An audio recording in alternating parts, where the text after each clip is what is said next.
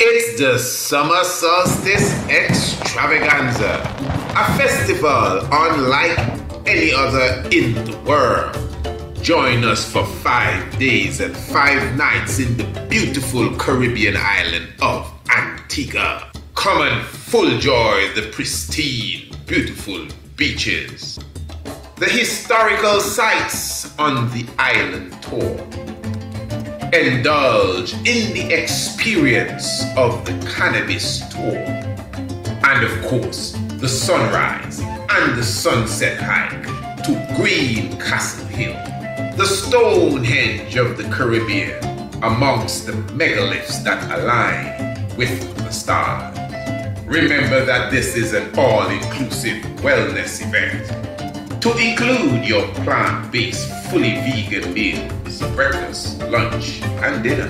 Transportation and accommodation will be provided for, plus yoga, meditation, and chalice talk with the Honorable Priest Isaac. Plus meet and greet with family and friends and the whole Rastafari experience Antigua. Join us again from the 19th to the 23rd of June for the Summer Solstice Extravaganza. To reserve your space today, visit our website, priestisaacinstitute.com, or email us priestisaacinstitute@gmail.com.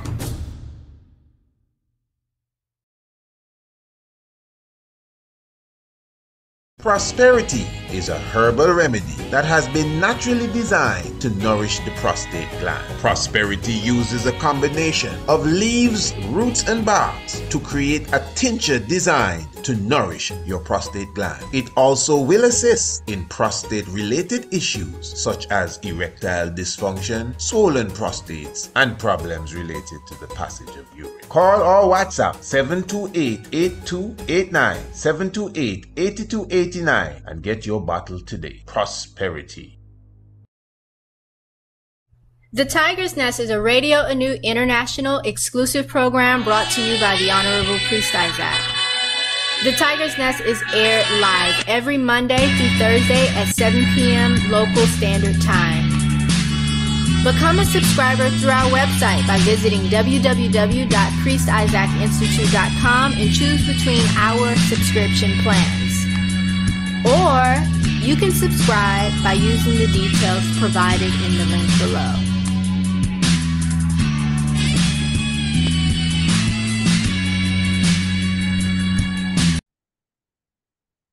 Yes, royal family, blessed love, give thanks to the life giver and the keeper of life, the Mawe Haile Selassie I.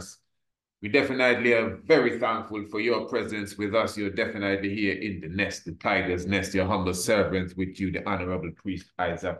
Of course, you know, this is the Institute, the Priest Isaac's Institute of Holistic Knowledge, priestisaacinstitute.com. And of course, you know, we are definitely here on Radio Anu, the international flavor. We're talking about the universal spice, just reaching out to the international community and the universal frequency as well. A wonderful program as always we have in store for you. And just a bit of surprise maybe to some, we will be officially premiering the full lecture as it relates to Sheba, Aksum, and the Ark this evening on Radio Anu TV, which is the YouTube. In fact, this Tiger's Nest will be premiered on the YouTube as well, just prior to the Sheba, Aksum, and the Ark. So make sure you're prepared for that. It's just going to be a one-time premiere, so you got to be there. Well, at least unless you have a copy of the lecture that we did a few strongs ago, Sheba, Aksum, and the Ark. That was a beautiful sit down. And of course, every individual that is a subscriber to the Tiger's Nest should have a copy of Sheba, Aksum, and the Ark. Because as you know, once you are a subscriber to the Tiger's Nest, first of all, you'll never miss another episode again. That's really the main theme of subscribing to the Tiger's Nest. Very extremely economical, extremely. I mean, come on, it's like cents. You're paying like a few cents. We worked it out already. I cannot remember the exact amount, but if you take a year subscription, it's like 20 something cents per program. Give thanks. And listen good, eh? Along with the program comes almost everything that's available. And I mean, those of you who were watching the evolution workshop earlier, you would see all of what is available. Definitely all of the books that are available, all documentaries, all webinars that have been done, all lectures that have been done, including Sheba, Aksum, and the Ark, to include Apedimek, the master of ceremonies, to include the Knight of the Black Tiger, to include the true biblical land of Israel, and of course, all of our courses for half of the price. And that goes for our subscribers and definitely our long-term subscribers, without a doubt. Everything is in their package, and we for sure are continually creating. We are continually writing. Again, if you were listening to the workshop earlier, you could see what the meditation is all about. And I will encourage those who were not in tune with the YouTube channel earlier when we were premiering the evolution workshop, which was a workshop that was done like about a month plus ago. Well, we literally premiered it today, so you should, take a time and look at it a little later. Hey, look, so many things that you have to catch up on. You're here, and of course, Sheba, Aksum, and the Ark in a few, and then you still got to go and make sure you catch up on the workshop. In fact, we were putting on a video. We put on a video earlier that was done like 5 years ago, just to refresh the mind as it relates to the mystics and the real meaning of the Ark of Noah. So there's a lot to catch up upon, just in case you are, not up to date with everything. Now, this evening, I actually have a double program for you. So, and we're going to go straight into it. We're going to see exactly, how we're going to touch upon it. And before that, let me be clear. To subscribe to the Tiger's Nest, all you have to do is to email us, priestisaacInstitute@gmail.com, and say, I would like to become a subscriber to the Tiger's Nest radio program, so that I will never miss another episode again. You don't really have to say that. We know that. And that is it. And of course, once you are on the website, for those of you directly on Radio Anu, all you got to do is just subscribe. It's right there. Just, browse the website. Those of you not on the website, visit the website. This evening, we want to speak about Dedan Kimathi. And of course, he is one of the key leaders who stood out when it came to the resistance against the British. I'm talking about in Kenya, 50s going into the 60s, the Mau. And we're going to go into that this evening. We're going to look at the man, Dedan Kimathi, because we don't speak about him too much, even in the conscious community. And also, you'd be surprised, even in Kenya, although there's a statue of him, yet still the knowledge of who the man is still kept away from the society. So we're going to be getting into that in a few. What I wanted to do this evening, I wanted to touch upon some Islamic history as such, as it relates to the civilization that they brought to certain parts of the world according to the history that we know. But let me be clear here. We're going to be talking about astronomy, and we're going to be talking about medicine. But let's be clear here.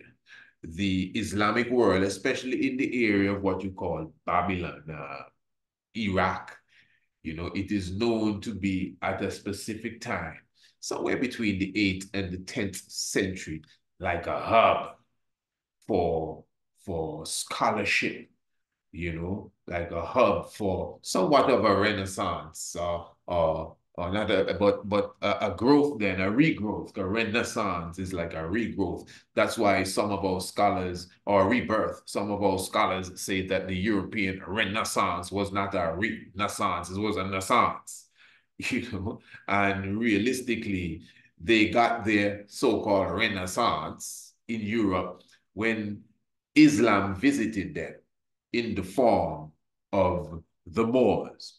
All right. So as it relates to Islam as we know it, now that's a deep story all by itself, because many times one would argue about the Islamic conquest of, well, many parts of the Eastern world, because these Islamic people that we relate with Islam, like the Arabs specifically, we consider that these are the individuals that would have taken over a lot of North Africa and Egypt, etc., etc. And then within the Islamic history, there is a lot of mix-up and even, I would dare say, confusion as it relates to who are the Moors, the true Moors, because many times they try to confuse the Berbers with the Moors. But the Berbers now specifically, these are the individuals that would have come in and literally fought against the native people of North Africa, you understand? Because the true Moors now, those who went into Spain, these are the ones that would have civilized Spain from 711 until they left in 1492.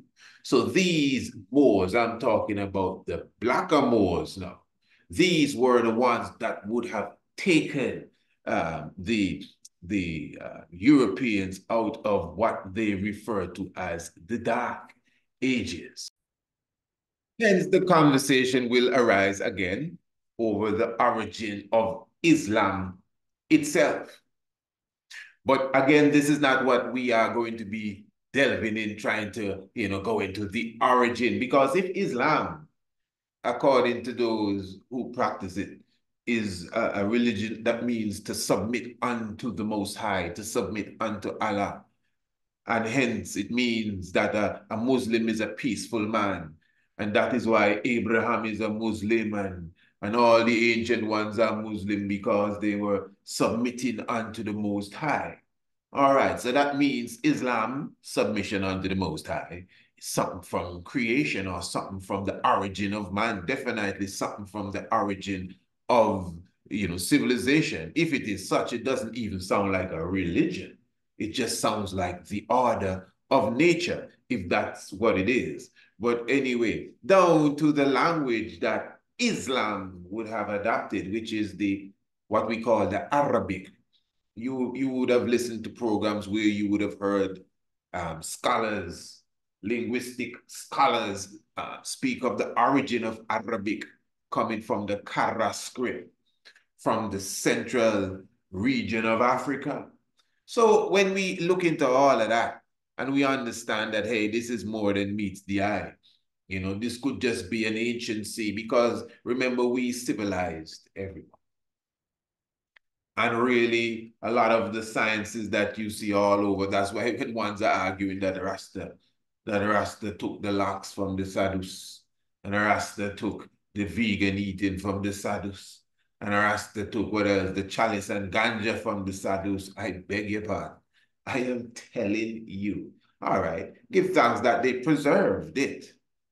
But again, you return to ancient Africa and you return to ancient Kemet, you see us rolling the locks on the glyph older than the Sadus. You see us, what else the Sadus give us? You go to Liberia in the county known as Bar. That is where they found the ancient chalices, and up to this day, the ancient people, I showed you that a few strongs ago, still smoking the chalice in bong, still burning the bong in bong. So the point I'm making really is, even though the Chinese seem to be the masters of Kung Fu, we must understand that it was the Africans, the melanated individuals, who taught them the art of Kung Fu. If you go into Mount Song, even up to today, where they were sparring for centuries, you look on the walls, you see them sparring. Most of the individuals are melanated. And just to show you it's not a mistake, some of them are not. you comprehend. So I'm just showing you that even when it comes to Islam, let's just be clear, according to the Islamic philosophy, Prophet Muhammad said that he sees Bilal, he hears, if I'm not mistaken, Bilal's footsteps going into paradise before him. You may say, so who is Bilal? Bilal is the Ethiopian that gave the first call to prayer. Allahu Akbar, wherein everyone would come and submit and pray before the Most High. So then I think it's 5 times a day. In fact, he was the first to give the call to prayer. That is I would call him the priest. I'm sure he would have been an imam, isn't it? Imam, for sure, Bilal. And then Islamic history is quite interesting because it is said from the early days, its survival depended on the humanity of the Nagash of Abyssinia, the Negus of Ethiopia, who would have preserved the followers of Prophet Muhammad, even at a time when they were in trouble. And from such would have been the offspring that we know today as the Islamic world. So obviously the Ebonites, black people as we call them, and other terms we use nowadays, would obviously have been an integral part of Islam. Don't try to pretend as if black people ain't got nothing to do with this. We were everywhere. So I'm just showing you now that one of the things that stand out about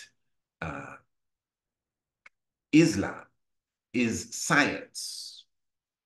And science in the sense of medicine and astronomy. Now, this is very serious here, and I would like, as you know, this is the Tiger's Nest. And this is why we come here to speak of knowledge and information and at the same time inspire. I am going to bring to you now, I want to read something here for you. Just make sure you're well comfortable here.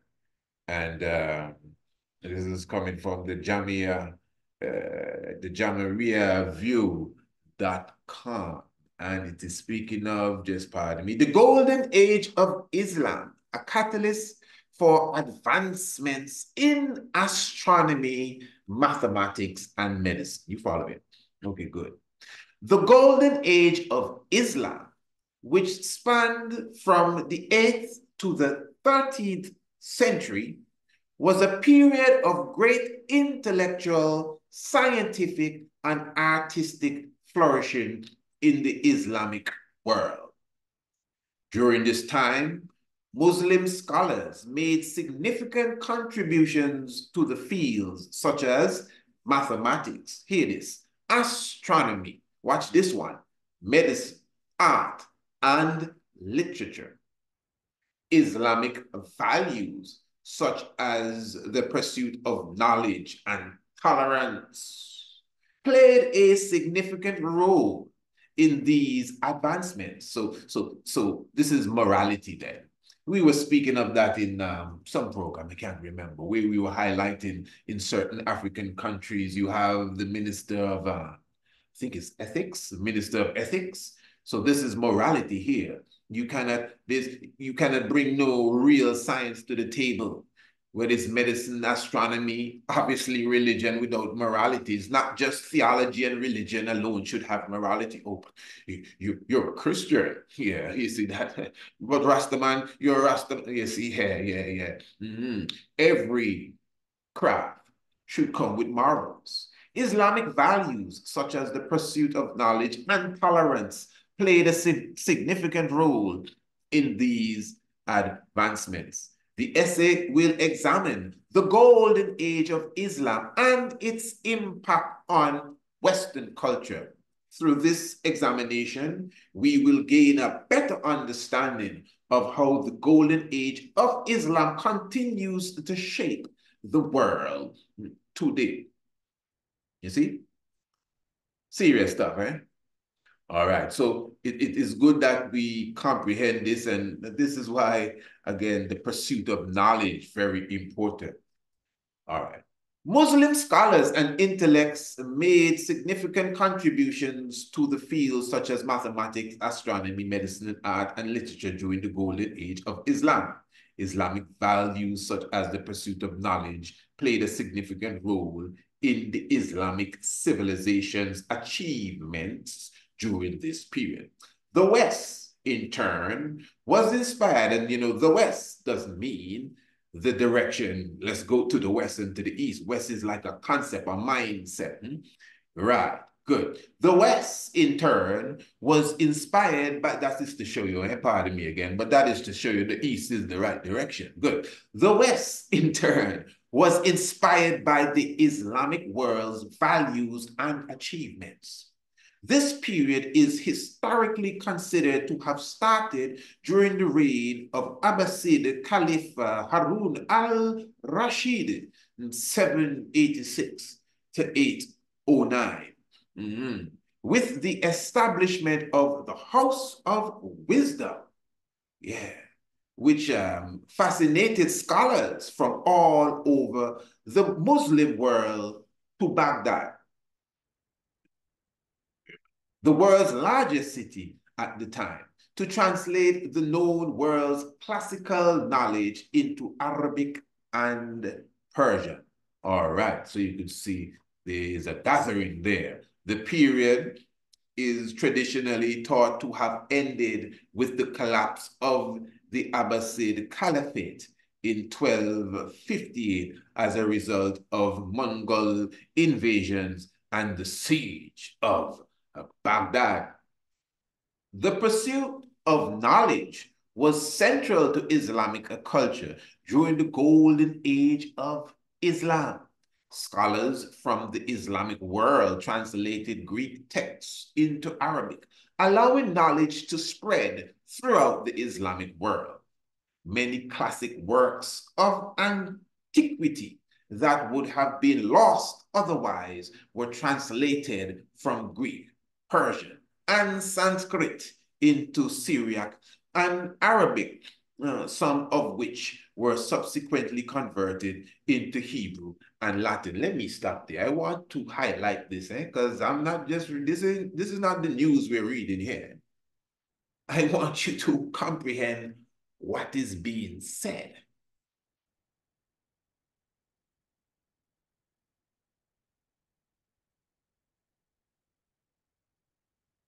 Now, give thanks, obviously. And that is why I began trying to show you that, listen, don't just jump into this knowledge like that. Again, if your head is not on right, you would not even be able to properly identify who it is that really went into Europe and civilized these people. They would, let me put it this way, paint a false picture for you. Now listen, according to Islam, the golden age between the 8th, 13th century would have seen the advancement of medicine, and the central point of this was Babylon, modern-day Iraq. So as it relates to removing of the cataract from the eye, Islam has received high praises for that. Certain aspects of different levels of surgery, even bypass surgery and so on, Islam has been given high praises for that. But listen good. Obviously, what they would have done is like many other cultures, they would have preserved, I have to use that term so that we can understand. They would have preserved the knowledge of a time which is more ancient than their time. Definitely before the 8th and 13th century. Now, you may argue that Islam is, hey, as I said at the beginning, you know, the original order from creation. Hey, I can rock with that, you know, man. If we're going to move with what it means to submit unto God. But how do you submit unto God in reality? Because I know they got different versions of quote unquote Islam, eh? So I'm not talking about religion. But if we're sticking to, you know what I mean, submitting unto the neter, unto nature, the cosmos as one, give thanks. And it is seen. Because again, in Islam, we see this strong preservation. I'm purposely using that term, preservation of astronomy. We see the strong preservation of medicine, herbal medicine, and even down to the point of surgery. Remember Lord Shen, when was he? About 285 or so AD, if I'm not mistaken. In China, he's considered to be the first surgeon for them. But keep in mind that Imhotep was the father of medicine. Imhotep was not only the father of medicine, but you could consider him the father of astronomy. He was the multi-genius. Now, when we're talking of Imhotep, we're talking about, we're talking at least 3,000 years BC. Maybe 4,000 years BC, if we're going to take the dating of Brother Robin Walker, who is doing some marvelous works to me, taking us back to you know, opening up the mind and stop depending on one or two little Egyptian scholar, you know, of Pitre and Gardner and these ones, but understanding that there are other records that we can depend on. And Imhotep is beyond 3,000 BC.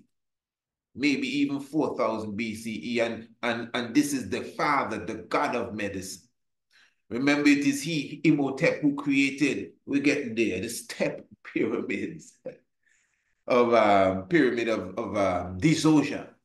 And when you know, when we say pyramids, we're talking about the Merkuti, for plural, that align with stars, that align with the cardinal points, not just Khufu's pyramid, you know.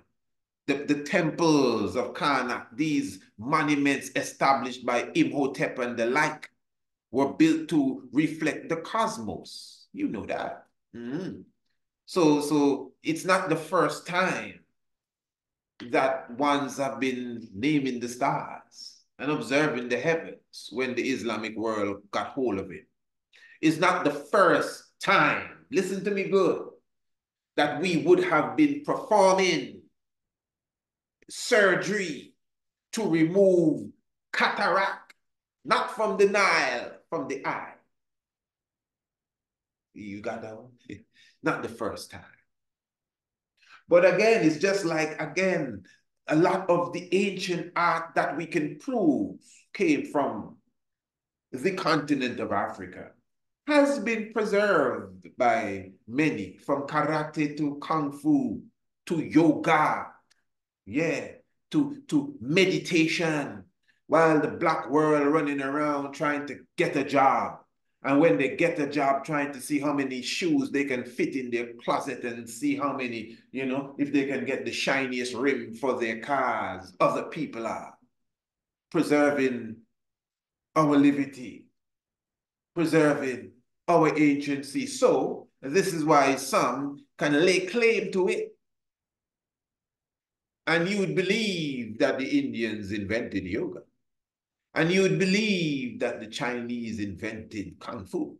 And you'd believe that the Japanese invented karate. And you'd believe that the Arabs, not even Islam now, Somehow Islam has become Arab people. No, no, take it easy. You're moving too fast. So yes, Islam would have preserved astronomy, not necessarily the people you call the Arabs, eh? And if you are Arabic by nature, this ain't nothing personal. It's all love. We're just trying to wake up our people who are totally lacking the understanding of who they are. You understand? So the ancient science of medicine that has been seen practiced, you know, even in this Islamic world. Give thanks for the preservation. But then again, who preserved it? It's us. Don't let them fool you. You understand? Let me read something here for you quickly before we even run to the other subject. I hope everything is beautiful with you, family. Everything is good on this part here. Now, I'm going to, no, that's not it. Just give me a moment there. All right. Now, just to show you, even before I go too far into that, just to show you that there's such a heights that links the science of astronomy and the science of medicine. There's a 13th century hospital, the Divrigi hospital, which is also considered to be the hospital built alongside a mosque. And it's from the 13th century. And it is located in modern day Turkey. But what is outstanding here is that the mosque, all respect to the mosque, you know, but in ancient time, that mosque was more of a temple, which a mosque is a temple, you know. And I'm not taking away the mosque aspect, but you see, the reason why I'm stressing this, because when you hear mosque, you think, oh, it's 12 o'clock, Allahu Akbar, time to kneel down and kiss the floor. But this was more like an institute of learning. So you had the one building, one half of it was for medicine, and the other half of it was for the craft of understanding the cosmos, for astronomy. So you could see again the depths of the level of knowledge that was being expressed at that time. So between, you know, the 7th and the 8th to the 13th, 14th century, I would have to say 7th because there's more to it. Now, let me just read this quickly. This is actually coming from National Geographic and highlighting some history as it relates to the golden age of Islam. And it says here, this is another article now, 7th century. After the Prophet Muhammad's death in 632, peace be unto him, Islam expands beyond Arabia to Persia, Palestine, Syria, Lebanon, Iraq, and North Africa. 8th century. This is like a timeline, something like chronicling, you know, the events of events. 8th century. Caliph Harun al-Rashid founds the House of Wisdom. We just spoke of that. And of course, of the Abbasid Caliphate. That's why the other article began him as Abbasid Harun al-Rashid. And he founds the House of Wisdom in Baghdad. The city's scholar translate many ancient manuscripts and medical texts. You understand? Remember these medical texts, these manuscripts coming from where? The ancient world, coming from Imhotep, coming from King Dzoja. You get what I'm saying? Just like, again, Bodhidharma brought Kung Fu to the Chinese. It's the same thing. So they preserved it. So this knowledge was a knowledge passed down. That's why the Greeks can tell you about the planets and give them names that literally hold to the characteristic of the planet, like Mars and Venus, etc. That's why those of us in ancient astronomy could understand the value of astrology when it comes to, you know, them appreciating the value of the planets. It's just that their max is totally off. So now in the 9th century, Al-Razid, Raziz, he's also referred to as, is born in Persia, physician, chemist, and teacher. And he writes many important medical works after later, translated into Latin and Greek. So you see, it moves on. So it gone into Latin and Greek. The other manuscript article we were reading said that it went into Hebrew. 10th century, Surgeon Al-Zahrawi is born in Cordoba. So you see, we're talking about the time when we're bringing high science to Europe. Inventor of many medical instruments. He writes the first illustrated surgical book. All right, very good. In Baghdad, Ibn Sina writes The Canon of Medicine, a 5-volume work encompassing all known medical knowledge of the time, according to National Geographic. 12th century, you gotta say all of that. Ibn Rushd, he's born. He's a philosopher. He's an astronomer and a physician. He writes a medical encyclopedia known as Collegiate in Latin in the 4th century. So everything will change now here. Ottoman Seri Fidin is born, a surgeon. He creates illustrated works showing the advanced procedure of Muslim medicine. And as I said, the golden age, you know, the 8th to the 13th century. We just spanned some 7 to the 14th, 7th century here of information, just showing you who were the highlight of that century. And of course, there would have been many with them as well. So you are getting a good comprehension of where the Islamic world rests when it comes to the preservation of an ancient art or the ancient arts as it relates to medicine and even astronomy. And of course, don't fool yourself. They're not the only ones who would have been preserving it as well. You could say that, remember, they are who, as a large religion, which has some level of power, they also would have some level of control over propaganda too. But I mean, remember, all over Africa, we're preserving this. Everybody knows of the Dogons, but it's not the Dogons alone when it comes to the understanding of the movements of the stars. But anyway, so that is why many of the stars that you have in the heavens, like Adhara, Adhil, Ayin, Al-Wa'id, you see a lot of the Al too. Al-Qaid, all of these are different stars, you know. Al-Qaid, yeah. Al-Qaid is a star there. Al-Qiz, you have Al-Nahir, Al-Nasi, Al-Nitak, and Al-Fahad, and Al-Tef. These are all stars, a lot of Al. And Difidar, and Duhi, Dubhi, Debin, all of these are Arabic terms, and Elinas, and Inif. So, and you can get their meaning for them, you know. So the point is, it is just showing you that the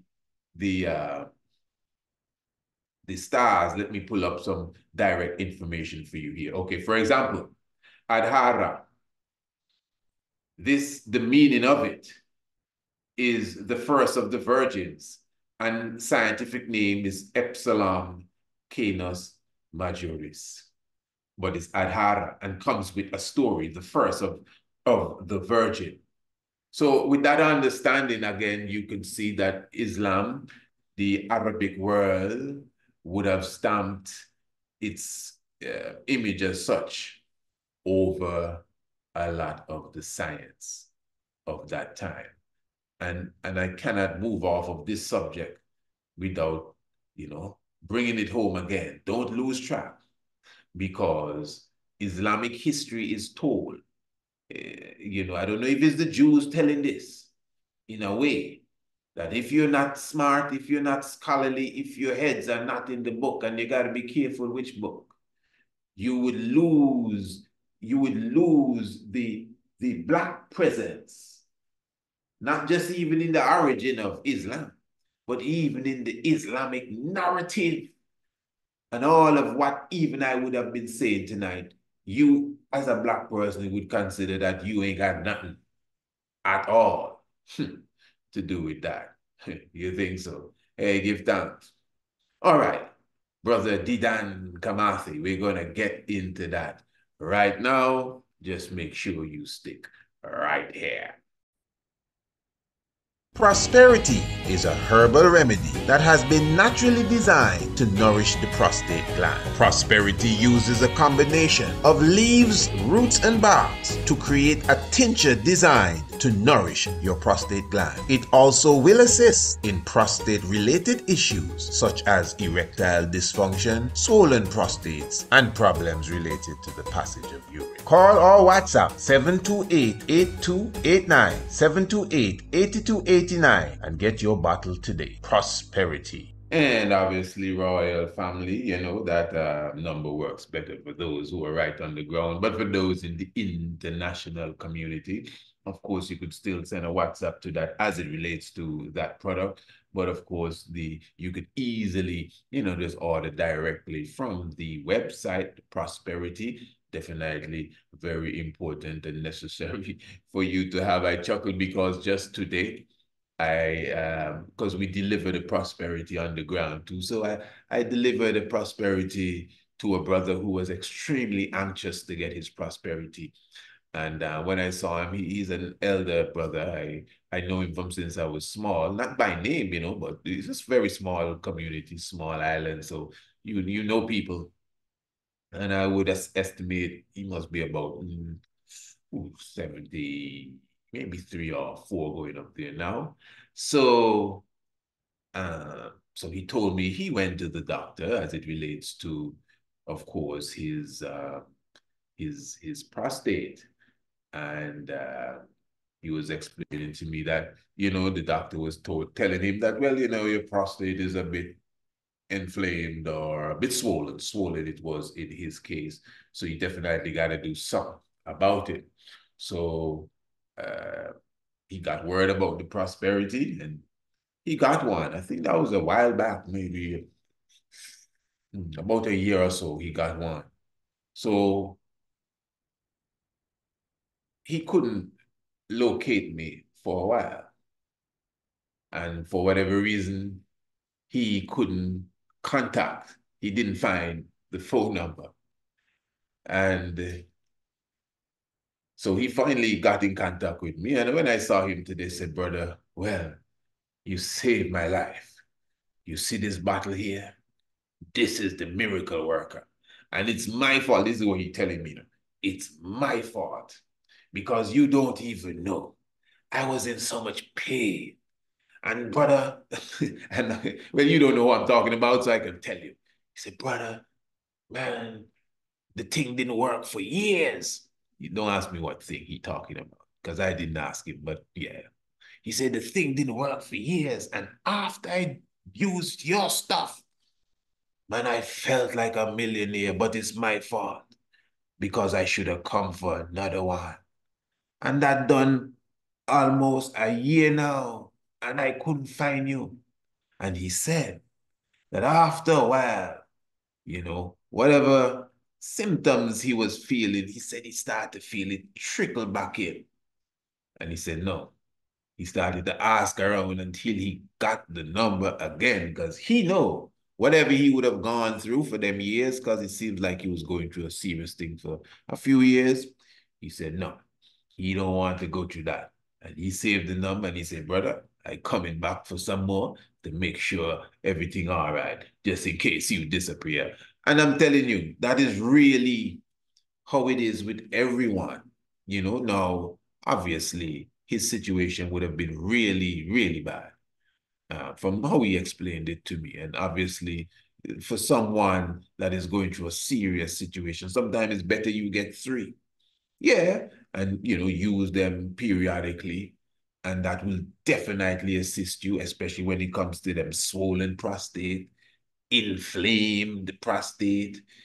Some ones may have a severe case of erectile dysfunction, and that, I mean, what a severe, I'm talking elephant trunk, brother, severe case. Someone's may not be as severe, it just may need a little help. So it's a different thing. Prosperity is not a joke, This is a revolutionary medicine. I am telling you that. I didn't make it, and I'm boasting on it. And those who put it together, that's a master medicine. No effects on the side effects, just straight effects. Take it from I. You understand? Fellas come looking for you all from all over to get their bottle. I'm telling you, to get their bottle of the prosperity. Ingenious product, man. Fully all natural, man. Yeah, and works. Yeah, so I would encourage everyone to get their bottle of the prosperity today. So as I said, you could just definitely go straight to the website and make your order. All right, give thanks.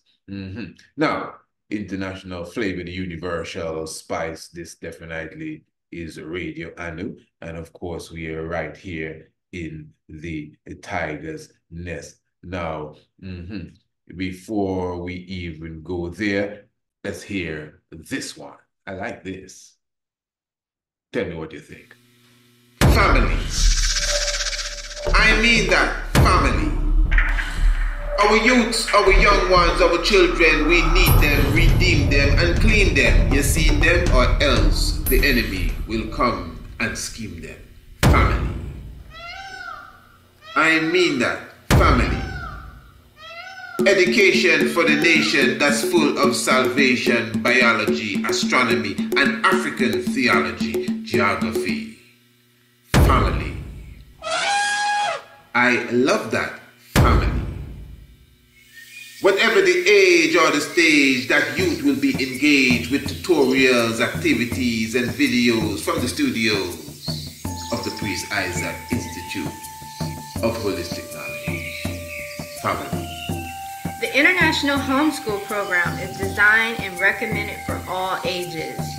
The psychological state of our children is very important, especially in the environment that most of us live in.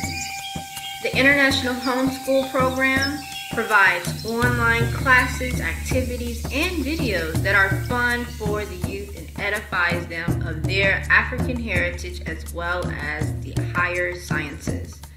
To enroll your family today, visit www.priestisaacinstitute.com, go to the main website, and search for Youth Corner. Or you can email priestisaacinstitute@gmail.com for a course sample. Give thanks.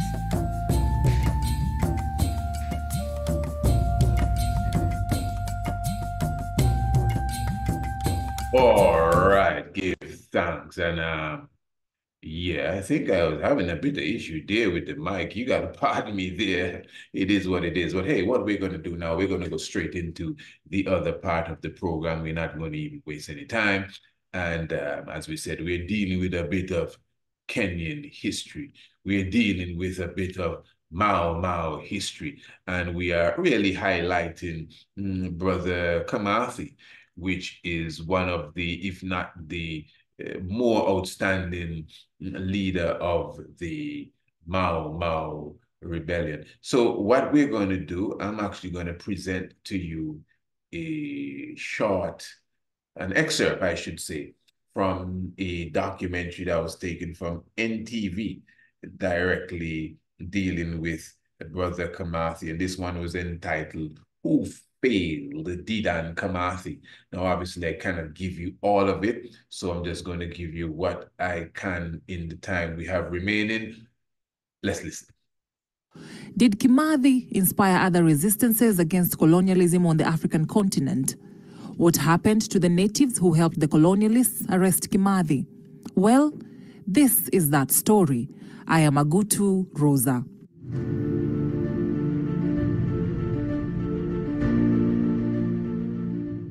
On 21st October 1956, Diragu Mwau, whose nickname was Githeme, shot Kimathi. Diragu, seen here on the left side, was a home guard employed on a salary of 60 shillings a month. He had been selected as part of the team sent out to capture Kimathi. He did not know how Kimathi looked like, but he knew he had to be captured because the reward was enticing. A former editor at the Standard newspaper, Mashua Koinange, recalls his encounter with Diragu in 1985. Speaking with KTN News via his cell phone, Mashua says that when he met Diragu, he was a remorseful elderly man who regretted shooting Kimathi. The only thing he had to show for the betrayal against his people was a truck stuck in his compound that was never used. In an article he wrote for the Standard back then, Mashua said that Diragu was reluctant to do the interview, but when he accepted, it was his chance to seek closure. Diragu told Mashua that after days of searching in the forest, one morning at around 6:30 a.m., they saw a glimpse of something. It was a man attempting to cross a ditch carrying a bundle. We shouted at him to stop, but he started running. I fired and missed. I ran after him alone and fired again, but missed as he disappeared into the woods. He followed hot on his heels and caught sight of him as he tried to jump over a ditch. He fired. This time, he got him. I had shot him on his right thigh. He was wearing a leopard skin. His bundle of sugarcane was lying next to him. He was holding a panga in one hand. He studied the man, perplexed. Finally, he asked in Gikuyu, "Who are you?" Field Marshal Dedan Kimathi was Shuri. He answered. Kimathi asked him, "Are you the one who shot me?" Diragu said, "Yes." "Newega, it's okay," Kimathi replied, resigned to his fate and in pain. Diragu was awarded 150 pounds, that is around 23,000 Kenya shillings today. Another officer, Njugi Ngatia, who assisted him in operation, was awarded 75 pounds, which is around 11,500 shillings today. The total reward was 500 pounds. The remaining sum was divided among the team that was involved in the capture. Diragu used the money to buy a public transport minibus. Nobody ever boarded it, only his family.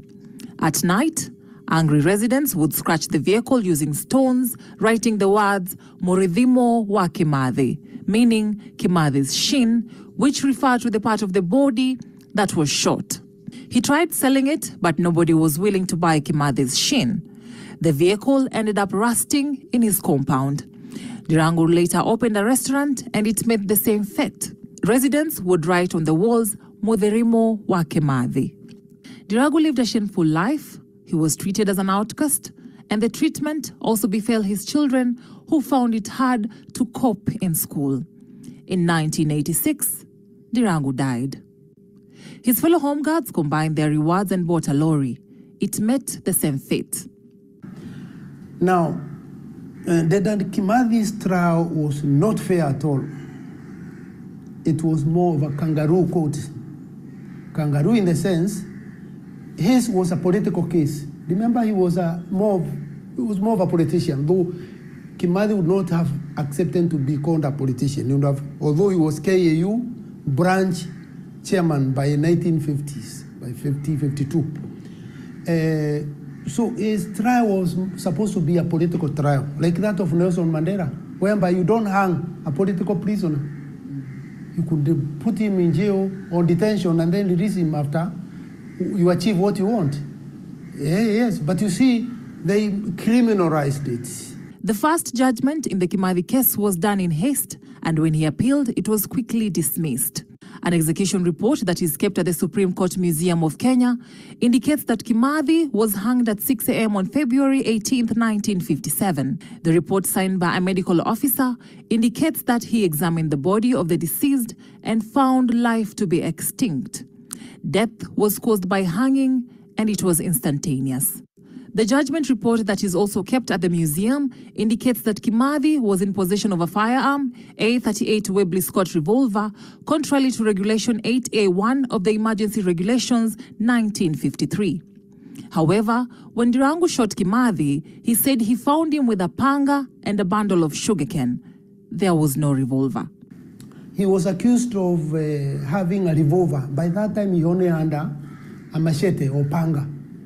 Like somebody who had a sugarcane sugarcane and use the panga to get, it done. And but there in the trial, they added things that were not there, the things that were rumored about him. Yes, again, it was very unfair. They were even fearing a dead man. They buried him, understand, with, yes, with handcrafts. In her book, Kimathi's widow, the late Mukami, recalls that while in prison, warders would come and tell her about the progress of the trial. They would say that he will be convicted because everyone in the court, apart from Kimathi, was a colonialist or a colonialist sympathizer. A day before Kimathi was executed, Mukami was taken to see him. His hands were not cuffed, and the colonialists had gone to great lengths to confirm that he was the one. One of his fingers on his left hand had been partly severed earlier while he ground grass for cattle. This happened while they lived in Olkalau. Many white people had checked his finger as proof that they had captured the right man. The British colonialists promised Kimathi life, wealth and acres of land if he disowned the Mau Mau. After all, that was what they were fighting for. Now, if you notice, what was said there is that the man that even killed him said that when he, not killed him, pardon me, but shot him, said that when he shot him, he had a bag of sugar cane, and I think they call it a panja, which is like a cutlass, to peel the sugar cane. But when the time came now for him to go to court, he had a revolver. Remember, this is the British government, like I think a year or two or so ago, Queen Elizabeth became queen in Kenya. How many people know that? She was princess, she left England as Princess Elizabeth, herself and Prince Philip. And she went to Kenya and came out of Kenya as Queen Elizabeth, herself and Prince Philip. Yeah, because her father, who was King George, the one of them, I think is the sixth, he would have died.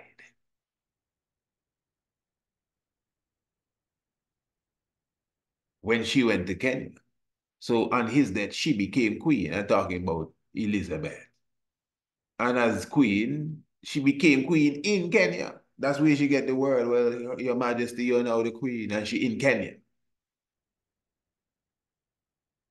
And I always believed I would have done a program on that. That was some sort of, you know how it is with these people. They thrive on the spirit. What level of spirit? That's another thing. It's just like a vampire that knows how to suck the blood, a mosquito that knows how to suck the blood, how to infiltrate and get the energy. That's why they put all of their folly days, unholy days, Halloween, All Saints Day. They know when the portals are being opened. Their Christmas Day, they understand the science of the solstice and the equinoxes. You comprehend. So they know Easter, they understand all of that science and the equinox again. And they fit all of their folly days around when the energy is really there. And some of these portals, they can bring in good energy and they can bring in bad energy. So this is something that is well understood when it comes to, sorcery. I'm not surprised. I'm not surprised that she was in Kenya at that time. So the Mau Mau rebellion, as you know, was just fighting against the colonialistic British government. The King of England and the new Queen of England, they're just as wicked as anybody there. that was breaking into the houses of the Kikuyu and anybody else and bringing them out and shoving them into concentration camps by the thousands upon thousands. I think it's hundreds upon hundreds of thousands of black men they had and women. And of course, they would have killed and raped and robbed. There's no record of none of this. So there was a band of us that said, this cannot work. And we went up into the hills and we formed the government. We literally formed the government. You see, this is it. Many people do not know that when it comes to General Kimathi. He literally formed a government in the mountains. He actually established a parliament. That is why those who are really like Black Power in Kenya would tell you that the real first government of Kenya was that of Kimathi. This wasn't no bomber or whatever you may want to say, you know, how they want to portray him. That this was an intelligent human being. All of them were intelligent. And they decided that they had to take up arms and whatever else they had to take up to defend their people and defend their land. And they grew their locks as a sign of rebellion and a sign of the ancient warrior priest class. And they went into battle. But you're looking at an individual who history has tried to forget, who could have easily been the first prime minister and president of Kenya. Yes, I know Brother Jomo Kenyatta would have taken the scene, but what about Brother, what's his name now? Tom Mboya. Remember, he was assassinated, Mboya. Many people believe that he, as well, could have been the first prime minister of Kenya because he had strong relationships with the Western world and he would have visited Kenya, Kennedy, etc., etc. So you have to understand the dynamics of Kenya at that time, the 50s and the 60s, and know who all were on the stage. So you don't hear about Kimathi that much, although they speak about the Mau Mau every now and again. But the leader of the Mau Mau was an individual that, I mean, just, you know how history is. You know, just the one mistake or one false move or something, and history can just totally change.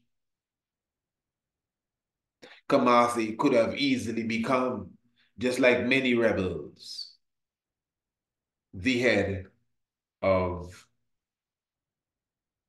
the Kenyan government, but that was not the case. But that is what you would get from many elders. So, of course, family, you know, I would always encourage you to don't just be listening and regurgitating what you hear, but do your own diligent research. It is extremely important. Hey, family, again, Sheba Aksum and the Ark. Sheba Aksum and the Ark. We're going to be premiering it on the Radio Anu TV. I myself, I think I'm going to sit in and take it in. So I should be in the chat with the rest of you. Let me hear what you got to say. Come on, Sheba Aksum and the Ark. And make sure you get it live tonight, because it won't be up there, you know, forever. As you know, it's one of our webinars specifically, Sheba Aksum and the Ark. So I would invite you, you know, to come on over to Radio Anu TV. And those of you who are on Radio Anu TV, which is the YouTube, you can keep it right there. And you definitely will be witnessing Sheba Aksum and the Ark. So make sure you go and get your spice and get your food and whatever it is you have to get together, because we're going to jam it right now. Sheba Aksum and the Ark. And then afterwards, return back to Radio Anu for the after party. What you say? Hey, family, you don't know if you know your Bible and you do not know your history. The knowledge of your Bible will become a mystery. And as always, you know, it takes some real eyes to realize the real lies that are amongst us. Give thanks. Selassie, Jah Rastafari. Bless. Are you searching for unique handmade Black cultural crafts, t-shirts, and accessories? Look no further. Introducing your ultimate destination for the vibrant and captivating creations that celebrate Rastafari and African culture. At Black Dominion, we bring you a curated collection of exquisitely designed, crafted products honoring the rich heritage of Rastafari, Ethiopia, and the Black diaspora.